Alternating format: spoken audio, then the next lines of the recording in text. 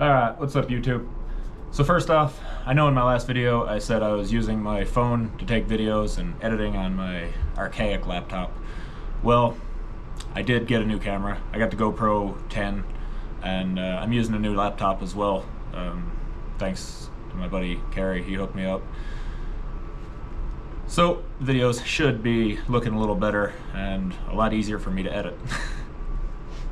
So this week I got a transmitter swapped out to a much better way of measuring. I was doing a service last weekend and I got a call to come out here and start a compressor. So I got footage of that included. Also, I had a good mail day. Got to include a video of that. You'll see. I think I'm getting a little more relaxed when it comes to doing videos, so with any luck, they should get better. I mean, up to this point, and including this point, I've kind of just been winging it. So give me some feedback.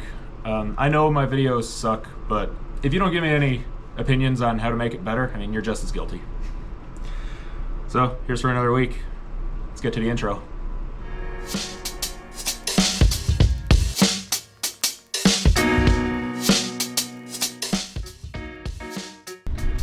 So I got a call out. I came out here. It's actually getting dark on, I don't even know what day this is, Saturday evening. Drove a couple hours to get here.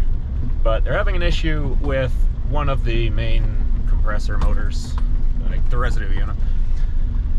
And they're saying when they try to start it, it's been worth mentioning, it's been down for the last 2 days for a yearly PM. They had the whole thing ripped apart. So anyway, they try to start it and it throws an alarm saying main feedback motor error, which I don't know if the motor actually starts or not. If it doesn't, I'm going to assume it's a problem with the VFD. But if it does actually start and they just don't get the run status, then I'm going to assume it's probably the little... There's a PLC in each one of these, and they are lowest cost bidder equipment. They're absolute junk, and I'm going to assume it's something loose on that. So let's see.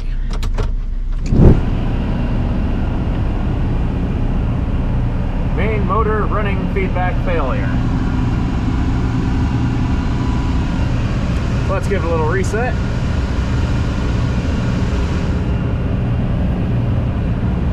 Hit start. She'll go through the sequence, and let's see if that motor actually fires up. Starting main motor. Sure doesn't sound like it's starting. Well, that motor looked like it tried to turn a second ago. She's a bloody big motor.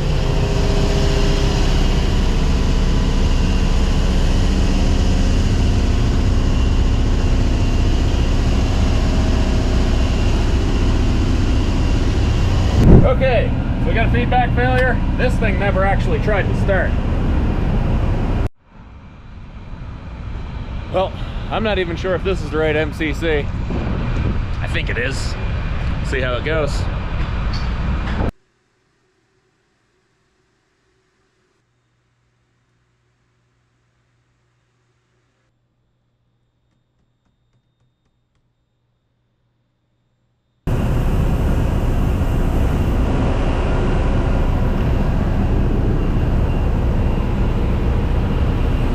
Well, I don't think it's an issue on my end. I could hear the motor getting its little whine on the go when it tries to start, but she don't move. Which makes it real weird that it doesn't trip the VFD on overload, but I think that motor is binding. The only way I can really test this theory, I might have to uncouple that motor and try it again, see if she runs uncoupled. Because they did a compressor overhaul. So if something is binding that crankshaft in there, could be causing our issue. Cool, new plan. I was totally unaware of this, but I talked to the operators and since it had just undergone maintenance, which I knew, there is, well, you can't see shit, man, I wish I had my light. We have some contraption here that puts air into this to run it. It's for when they're doing maintenance. If they need to turn the crankshaft just half a revolution, they do it with air. So let's see how that goes. Whew. Well, let me tell you, that was a stressful compilation of events. So we tried turning it with the airline, turning it over, then restarting it. Nothing. It wouldn't go. I went over to the MCC while the operator hit the start button, and we were getting 1.3 hertz output on that VFD. So I thought, well, maybe the VFD is the issue. I don't want to risk shutting down another compressor if the VFD is the issue. So I reset the starter panel for this unit because it, you know, it'll output where to, or when to start. I reset that little crappy PLC over there. Didn't know if that was just putting out a really low milliamp reading. And I reset the VFD itself. And that was still not working.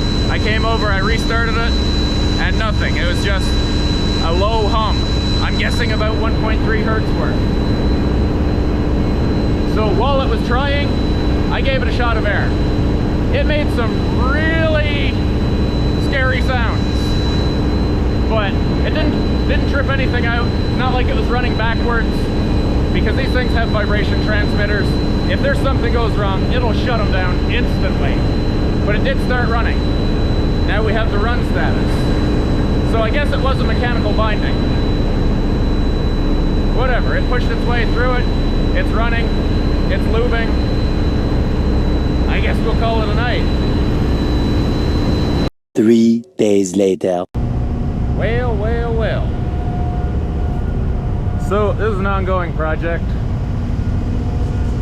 These capillary tubes that come down to the level transmitter, they actually work great on a lot of applications, but not this one.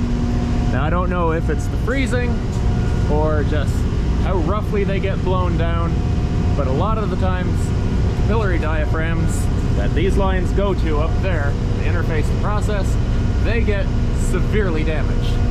So on this one, what I've been doing is replacing them with tubing to regular DP level transmitters. I've already got one done here. I say it's an ongoing project because I've been waiting forever for this last transmitter. So it's in, and I can finally rip this one out and tube in the new one. I know what you're thinking. Why would you have tubing there? It'll get liquid in it, it's gonna throw off the calibration. Well, I fill those legs with glycol. It won't freeze, at least not at the temperatures that we see here. And on top of that, it'll act as a dampener. So if there is any pulsation of pressures in there, like, I mean extreme, like from 5 to 1,000, then that's going to help dampen it. So they've been working for me so far. I just need to replace that last one. And I believe that's a controlling one. It will open and close that valve right there.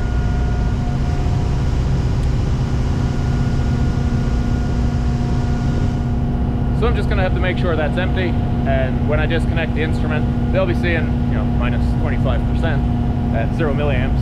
So I won't have to worry about that valve coming open, because it does open on rise in level. It's a dump valve. Guess I'll get cracking.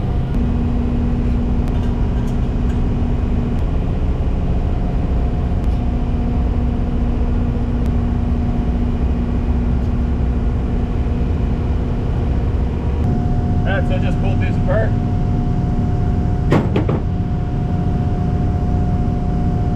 Here are those diaphragms. They're supposed to be not beat up like that. So it throws off the calibration. So that's why those things are always having to be worked on, and why I'm changing them out to a tubing DP transmitter. let's get tubing, I guess.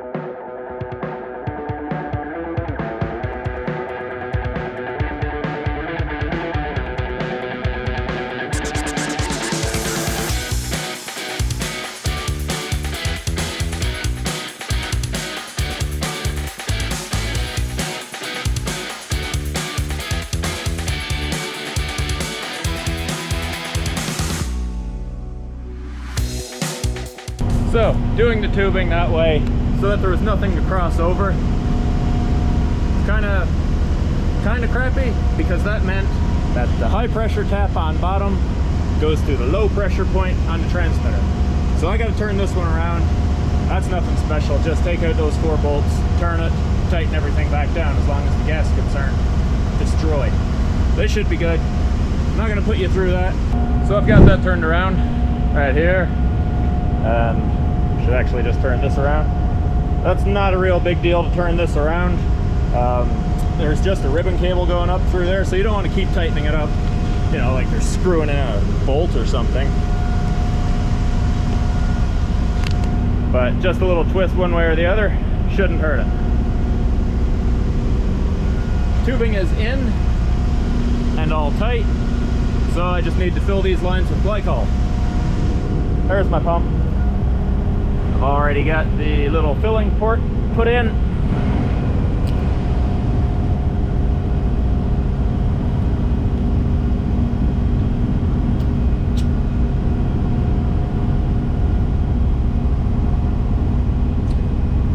This will be the ideal fill fluid. I'll be able to calibrate it all the way so it's 0 when it's open to atmosphere.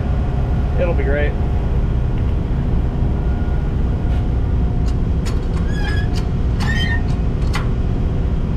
Okay, the manifold is filled. I think I'm going to fill up this high side one first.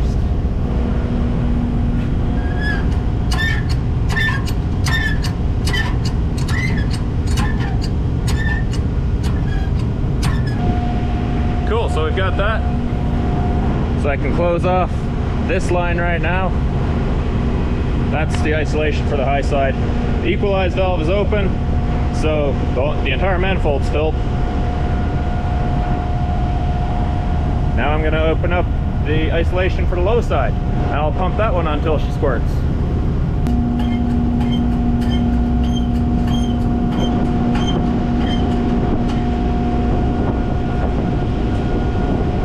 Okay, so both of those are filled.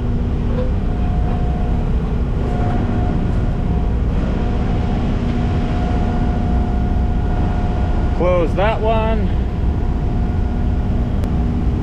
So the isolation is closed. I'll close the equalize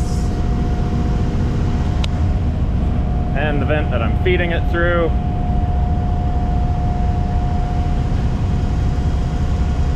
Now open up both isolations. Now, it's not equalized any longer. So each side is the high and the low side. They're both filled in the manifold and the tubes right to the vents. Everything is open atmosphere. I'll give it a 0 calibration. Then put this one back in service. Okay, I got it powered through the Trex. I don't know how much of this you can see.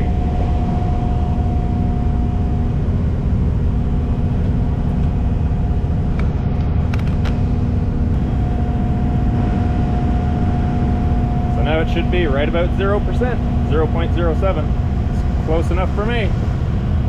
So I'm going to open up those valves. I mean, after I screw the caps back on the vents.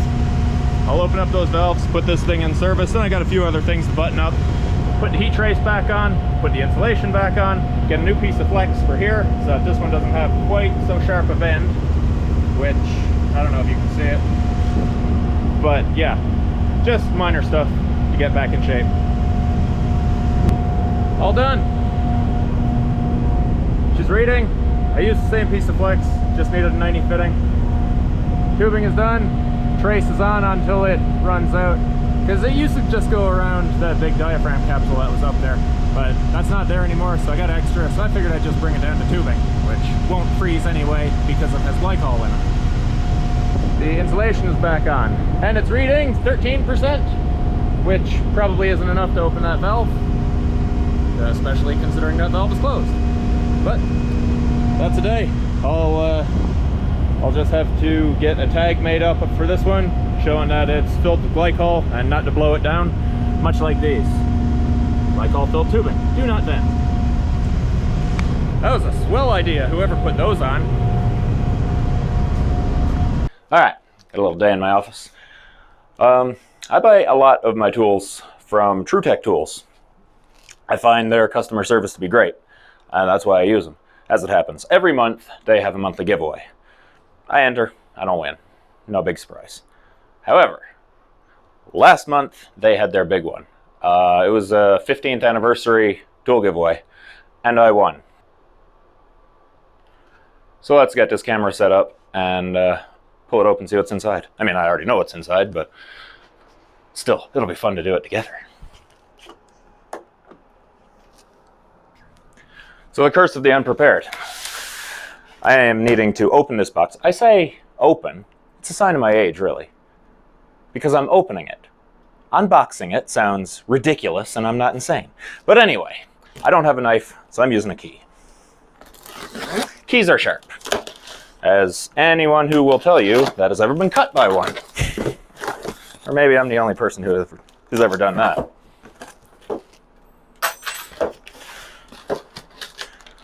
First on top, we have Navac valve core removal tool. 2 sizes. It says right there, 2 sizes in one tool. So 5/16, got a Wii adapter, drops down 1/4 inch. 5/16 is great. I'll be using that one on mini splits. Navac again. A big boy evacuation hose, and it is a big boy. The hose itself is quite large, 3/8 fittings. I think it could have handled a little larger, but whatever, I'm not an engineer, I don't know these things. Hillmore mini work light, and a Hillmore larger work light. Interesting. This one has a DC adapter, this one has a USB charger. I thought everything was charged on USBs now, but what do I know? A couple of hats. TruTech Tools Flex Fit hat, large and extra large. Great for a giant melon, much like my own. And a Navac. Navac's getting the gear on this box. I mean, I could certainly stand to wear this. I've got plenty of Navac gear. May as well wear their hat. BlueVac micron gauge. I use a BlueVac micron gauge. I think it's great. Their little app, man, it works real good. As far as I know, the only difference between this and the one that I had or have is the size of the unit, and also the display range on this one is smaller. Field piece job length manometer kit. That's pretty sweet. I like field piece stuff. Speaking of apps, their app is great. I use the JobLink app for my smart probes and my meter, which is great because I'll clamp it onto a motor. I can go to a starter panel somewhere, check the inrush current on my phone while I press the button. I don't have to be anywhere near the motor, which is handy because I started up a 4160 refridge compressor one time, and I didn't want to be anywhere near the motor termination box on that one. So they were troubleshooting it, it was having problems. Anyway, I digress.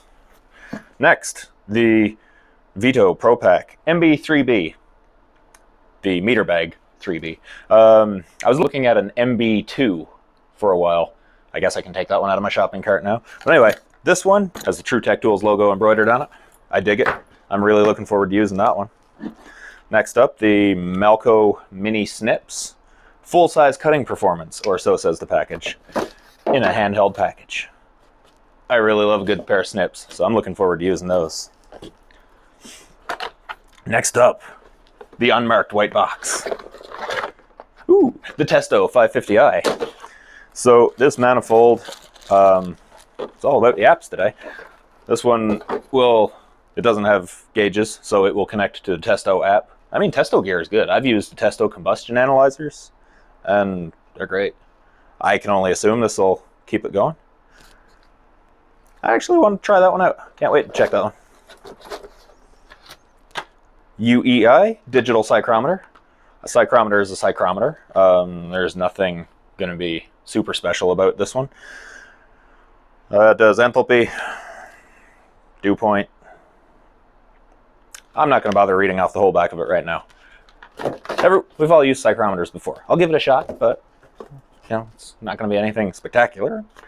Next up, we have a dual input Sauermann thermometer. 2 Type K thermocouples. Also connects to an app on your phone. I've never used anything Sauermann yet, so that'll be interesting to try out. Finally, the Inficon scale. Wireless charging scale. I say that like, no, it doesn't have a wireless charger, but it's wireless and it is a charging scale. 250 capacity. The wireless display, I assume, yep, magnetic, so it'll stick to the side of the condenser while you work. And even Energizer industrial batteries. I love it when stuff comes with good batteries that you actually want to use and not have to replace with good battery. Anyway, again, I'm mumbling. So that's a decent mail call today. I'm digging it. I'm not sponsored by TrueTech, but man, I really want to thank you guys. Like, everybody, give them a shot if you need any tools. I don't have a discount code or anything, but I know there's several channels across YouTube that have discount codes with them. So use those. You'll save like 8% at least. It's good stuff, man.